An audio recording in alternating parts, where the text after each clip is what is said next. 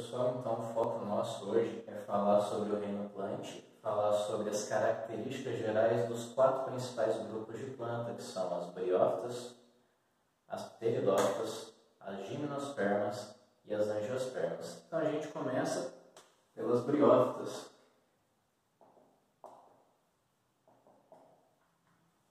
Não custa lembrar, provavelmente as plantas tiveram como ancestral comum algas verdes, mas lembrando, algas não fazem parte do reino plante, algas são protistas, mas existe essa relação de ancestralidade, mas como o foco nosso aqui é classificação taxonômica e não origem evolutiva, a gente já começa direto pelas briófitas. A gente já começa pelos pontos que são mais relevantes para vestibular. O ponto mais relevante para a gente colocar aqui é que a fase do gametófito é superior à fase do esporófito. Vamos relembrar o que era isso mesmo? Existem alternância de gerações na reprodução de plantas. O que é alternância de gerações? Existe uma fase sexuada e existe uma fase assexuada. Ou dependendo do material, existe uma fase produtora de gametas e uma fase produtora de esporos. Delas são chamadas de fase gametofítica e fase esporofítica. O único grupo de plantas que a fase do gametófito supera a fase do esporófito é no grupo das briófitas. Então essa é a principal característica que a gente precisa guardar. A segunda característica é que as briófitas não formam órgãos verdadeiros. Então elas não têm folhas, elas não têm caule e elas não têm raízes. Elas têm estruturas semelhantes, que são chamadas de filóides, rizoides e cauloides. É o que a gente vai anotar aqui agora.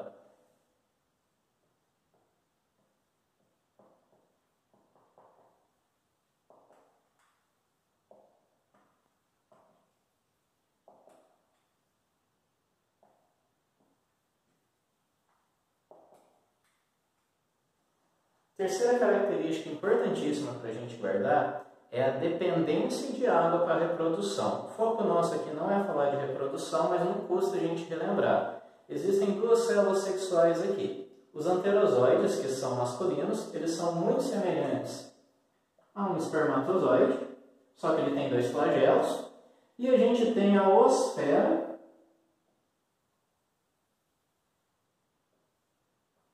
que é muito semelhante ao óvulo feminino. E ela vai ficar protegida dentro desse gametângio. O que acontece? Para o espermatozoide conseguir chegar até aqui e fazer a sua fecundação, a planta precisa ficar submersa em água, ou pelo menos as estruturas reprodutivas precisam ficar submersas em água para que esse anterozoide chegue até aqui e faça a fecundação.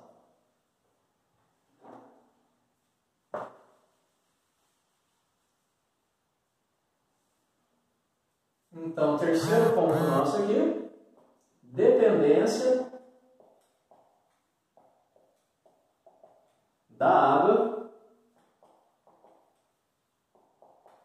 para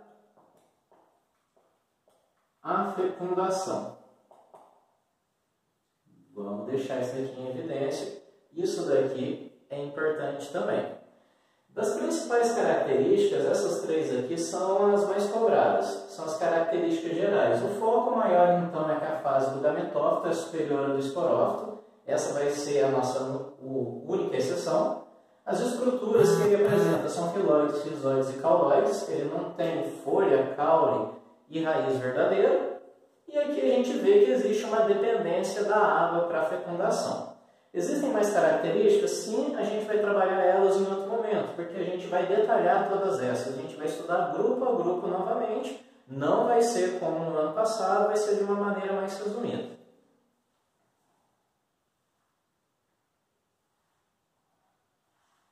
Próximo grupo nosso, então, é o grupo das pteridófitas. No grupo das pteridófitas, a gente já vê uma diferença entre as briófitas, que a fase do esporófito é superior ao do gametófito, e a partir de agora isso vai ser presente em todas as plantas. Então, aqui agora, no nosso item 1, o esporófito é superior ao gametófito. Então, ele passa mais tempo sendo um indivíduo adulto diploide do que um indivíduo adulto haploide. é já que eu vou focar nesse ponto, na hora de encerrar aqui. Segundo, ele já apresenta raiz, caule e folhas. E pelo fato dele apresentar raiz, caule e folhas, ele já vai apresentar o quê? Esse item 3 eu vou colocar em evidência. Vasos condutores. Esses vasos condutores são o xilema e o floema. Como que vai aparecer nos vestibulares para vocês? Vão falar que essas plantas são traqueófitas. Plantas que apresentam vasos condutores. No caso das briófitas, como elas não têm órgãos verdadeiros, elas vão ser chamadas de atraqueófitas. Daí a gente vai escrever bem pequenininho aqui.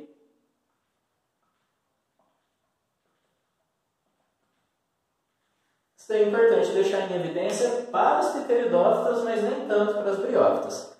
A próxima característica vai ser uma semelhança. Elas também dependem da água para a fecundação. Então, ainda existe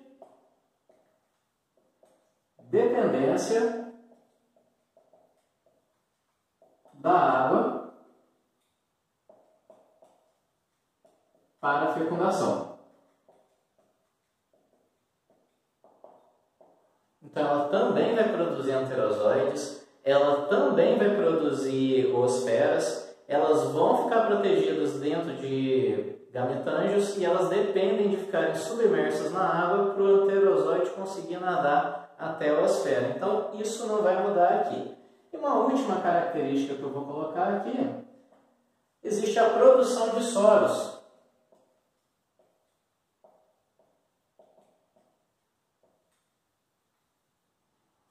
Soros são estruturas que servem para a proteção dos esporos que vão ser produzidos.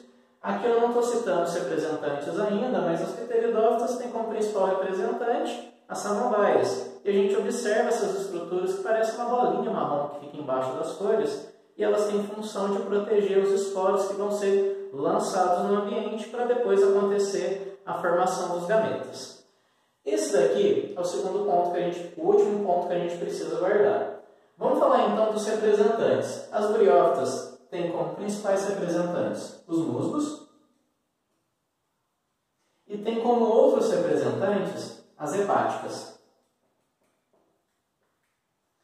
Já no caso das pteridófitas, a gente tem como representante principal a samambaia, que eu acabei de falar. Tem como outros representantes os xaxins e como outros representantes as amentas. Vou pausar esse vídeo agora, a gente vai falar um pouquinho de gimnosperma e angiosperma.